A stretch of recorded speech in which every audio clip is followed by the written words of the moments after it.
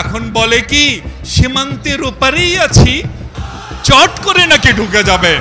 বিএনপির নেতা কর্মীরা তাদের পুরনো জুতো স্যান্ডেল একটাও ফেলে দেয়নি, সব আমরা রেখে দিয়েছি একজনকে উপহার দেওয়ার জন্য। আসেন আসেন। কাকু বলেছিলেন মুজিবের মেয়ে শেখ হাসিনা পালাতে জানে না, বলেছিলেন না? এখন কাকু কোথায়? গোপালগঞ্জের নাম বদলে দিতে হবে। আপনার হাজারবার আপনাকে ফাঁসি দিলেও এই রক্তের ঋণ শোধ হবে না। স্বৈরাচার সরকার তো গণ অভ্যুত্থানে গণপিটানি খাওয়ার ভয়েই আগেই ভাগছে। তো সুরের মায়ের বড় গলা আর এক হচ্ছে দুধ গলা। তো উনি যেহেতু বলছে, উনি কল রেকর্ডটা আমরাও শুনছি, কিন্তু আমরা ওনাকে বলতে চাই চট করে আপনি ঢুকে পড়েন। আমরা ছিঁড়া জুতা, ছিঁড়া ঝাড়ু এবং পুরাতন যত ঝাড়ু আছে সব কিছু দিয়ে আপনার জন্যে ফুলে মালা তৈরি করে আপনাকে বরণ করে আমরা ওই নাজিমুদ্দিন রোডের পুরানো জেলখানায় এবং আয়নাঘরে রাখার জন্য সেই ব্যবস্থা করে রেখেছি। আপনি শুধু এসে পড়েন, আসেন, দেরি করতেছেন কেন? ওদের খেলায় এমন খেলা খেলেছে যে খেলা দিয়ে কাপড় খুলে জঙ্গল দিয়া কোথাও আসতে না, ভিতরে পড়লে আছে। আর সাহস থাকলে বেড়ে আসতো, ও তো পালিয়ে গিয়েছে। ওর উদ্দেশ্যে কি বলে না, কুকুর কামড় দিতে পারে, কুকুরকে মানুষ তো কামড় দেয় না। কিন্তু আইনের আওতায় ওকে আসতে হবে, ওর বিচারে বাংলার মাটিতে হবে। ওর খেলা ওকেই এইখানে মানুষ জনগণে ওকে নিয়ে খেলবে। গোপালগঞ্জ জেলার নামই বদলে যাবে, বুঝছে? গোপালগঞ্জ আর থাকবে না। তীব্র ক্ষোভ থেকে খালেদা জিয়া এই কথাগুলো যখন বলেন, মনে আছে সেই সময়ের কথা? তৎকালীন বিরোধী দলীয় নেতা বেগম খালেদা জিয়াকে গুলশানের বাড়িতে অবরুদ্ধ করতে হাসিনার আজ্ঞাবহ কিছু পুলিশ সদস্য ব্যবহার করে বালু বোঝাই ট্রাক। একটি দুটি নয়, ৫-৫টি বালু বোঝাই ট্রাক বিভিন্ন কায়দায় দাঁড় করিয়ে আটকে দেওয়া হয় খালেদা জিয়ার বাসভবন ফিরোজায় প্রবেশের পথসহ পুরো রাস্তা। আর এসবের নেপথ্যে ছিল বেগম খালেদা জিয়াকে সমাবেশে যেতে না দেওয়া। কেননা বিরোধী দল বিএনপির মার্চ ফর ঢাকা আন্দোলন সফল হলে 14র একতরফা নির্বাচনের নীল নকশা বাস্তবায়ন অসম্ভব হয়ে যেত। তাই বেআইনিভাবে বিএনপি চেয়ারপারসনকে অবরুদ্ধ করা হয়। অভিযোগ রয়েছে ইতিহাসের ঘৃণ্য এই চক্রান্ত বাস্তবায়নের সেদিন কুশীলবদের মধ্যে অন্যতম ছিলেন পুলিশ কমিশনার বেনজির, উপ পুলিশ কমিশনার লুৎফর কবির, এডিসি আয়েশা সিদ্দিকা, ওসি রফিক। অতি উৎসাহী হয়ে যোগ দেন আশেপাশে থানার কর্মকর্তারা। এই স্বৈরাচারী হাসিনার দোসররা, এদেরকে গোপালগঞ্জের নাম বদলে দিতে হবে এবং গোপালগঞ্জের লং মার্চ হবে। গোপালগঞ্জ থেকে ধরে ধরে প্রত্যেকটা নেতা কর্মীকে পুরানা জেলখানা নিয়ে বন্দী করা হবে।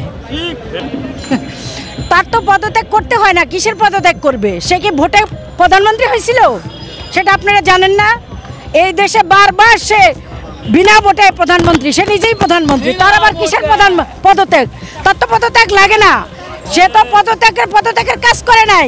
এই জন্যই জনতা তাকে এইভাবে ধাওয়া করে নির্লজ্জের মতো, একদম পুরা মানে লজ্জা শরম নেই। 300 পার্লামেন্ট পৃথিবীর ইতিহাসে, মানে 300 পার্লামেন্ট একসাথে পালাইয়া গেছে, মানে প্রধানমন্ত্রী সহ। এদের আবার পদত্যাগ কিসের?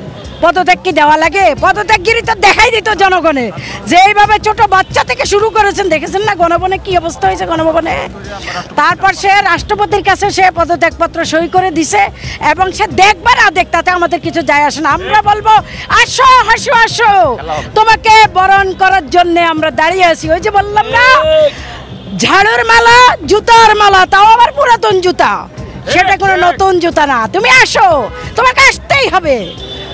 আমরাও এটাই দেখেছি যে 600 জনের উপরে সেনা ক্যান্টনমেন্টে তাদের আশ্রয় আছে। কিন্তু আমাদের প্রশ্ন হলো, হাসান মাহমুদও সেদিন আটকা ছিল, সেই হাসান মাহমুদ সে বেলজিয়ামে গেল কিভাবে? আমরা সেনা প্রধানের কাছে প্রশ্ন রাখতে চাই, আপনারা আশ্রয় দিয়েছেন কাদেরকে? চোরদেরকে কেন আপনারা আশ্রয় দিয়েছেন? এবং এই চোররা কিভাবে দেশের বাইরে পালাইয়া গেল? কেন এই চোরদেরকে আপনারা আটকান নাই? এটার জন্য আপনারাও সমান অপরাধী। এটা কখনো আপনারা এই অপরাধের ক্ষমার অযোগ্য না। কেননা আপনারা জানেন যে এরা এই দেশে এই রক্তের বন্যা বইয়া তারা এখন পালানোর আশ্রয় নিয়েছেন, কিন্তু আপনারা তাদেরকে পালানোর সুযোগ দিয়ে দিয়েছেন। কেন? কি কারণে? আমরা সেই ডিবির হারুন ভোটার বাতের হোটেলে হারুন বিপ্লব শুনতেছি সেও নাকি ইন্ডিয়াতে পালাতো। তাহলে তারা কিভাবে ইন্ডিয়াতে পালায়? অবশ্যই আপনারা পালানোর জন্য সাহায্য করেছেন।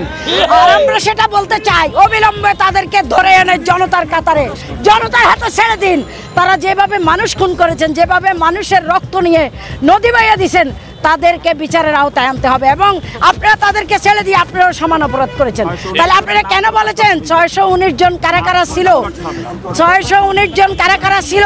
তারা কিভাবে বাংলাদেশ থেকে আপনাদের আশ্রয় থেকে পালায়া যায়? আপনারা অবশ্যই তাদেরকে পালানোর জন্য সুযোগ করে দিয়েছেন। সবচেয়ে বড় অপরাধী যারা, তারাই আজকে পালাইয়া গেছে। আমরা চাই অবিলম্বে তাদেরকে আইনের আওতায় এনে বাংলাদেশে শপথ করুন। তারা আইনের আওতায় এনে তাদেরকে ফাঁসিতে ঝুলানো হবে। আপনারা তাদের সহযোগী হবেন না কেন? আপনারা যে কাজ করতেছেন এটা অবশ্যই নিন্দনীয়। যে আপনারা জানেন যে শেখ হাসিনার সরকারের প্রতিটা এমপি, মন্ত্রী ডাকাত, খুনি, বর্চর, এদেরকে আপনারা কিভাবে জেনে শুনে আপনারা পালানোর সুবিধা করে দিয়েছেন, এটা আপনারা ঠিক করেন নাই। একদিন আপনাদেরও আইনের আওতায় আসতে হবে বলে দিলাম, আল্লাহ যদি বাঁচাইয়া রাখে। বলতে বলতে পালিয়ে গেলেন যারা এই মহিলাকে আশ্রয় দিয়েছেন। আপনাদের উদ্দেশ্যে বলি, কান পেতে শোনেন, যদি ঢাকা শান্তিতে না থাকে, দিল্লিও শান্তিতে থাকতে পারবে না। কিভাবে তা করতে হয় আমরা ভালো করে জানি। বহুবার বলেছিলাম এই মঞ্চে দাঁড়িয়ে, পার্টি অফিসের সামনে, বাংলাদেশের বিভিন্ন মাঠে ময়দানে দাঁড়িয়ে দাঁড়িয়ে আমরা বলেছিলাম, শেখ হাসিনাকে আমাদের কথা শোনেন, কেয়ারটেকার দেন, দেশে নিরপেক্ষ নির্বাচনের ব্যবস্থা করেন। আমাদের নেত্রী বেগম খালেদা জিয়া বারবার বলেছিলেন, আমাদের নেতা জননেতা জনাব তারেক রহমান বারবার বলেছিলেন, আমাদের কথা শুনলেন না। শুনলেন দাদা বাবুদের কথা, আর শুনলেন কাকুর কথা। আমাদের কথা যদি সেদিন শুনতেন, জনগণের এত ক্ষোভ আপনার বিরুদ্ধে হতো না, আর এইভাবে পালিয়ে যেতে হতো না। এখন বলে কি, সীমান্তের ওপারেই আছি।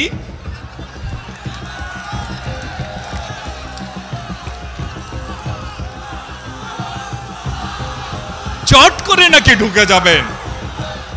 আরে আসেন না, আমাদের স্লোগান তো আছেই, আমার ভাই কবরে, খুনি কেন? ভিতরে আসুন, ভিতরে আসুন। আরে বিগত 15-16 বছরে বিএনপির নেতা কর্মীরা তাদের পুরনো জুতো স্যান্ডেল একটাও ফেলে দেয়নি, সব আমরা রেখে দিয়েছি একজনকে উপহার দেওয়ার জন্য। আসেন আসেন ভাইরা আমার। কাকু কি বলেছিলেন? কাকু চেনেন তো?